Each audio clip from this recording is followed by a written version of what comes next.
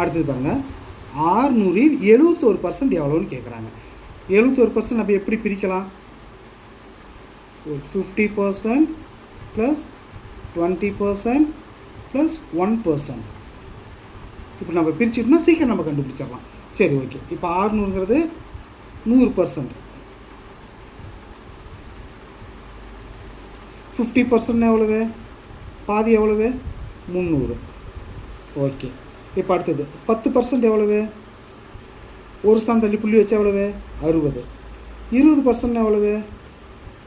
60 add பண்ணால் 120. Okay. அடுத்தது 1% எவ்வளவு? 2 ஸ்தானம் தள்ளி புள்ளி வச்சுக்கோங்க. 2 ஸ்தானம் தள்ளி புள்ளி வச்சுட்டா 6. ஓகே. 2 ஸ்தானம் 2% அப்போ எவ்வளவு? 6 ஆட் பண்ணால் 12. 12. ஓகே. இப்போ அவங்க என்ன சொன்னாங்க? 50% ப்ளஸ் 20% ப்ளஸ் 1%. 50% எவ்வளவு? 300 ப்ளஸ் 20% எவ்வளவு? 120, 120 ப்ளஸ் 1% எவ்வளவு? 6. இப்போ இதை மூணையும் கூட்டுங்க.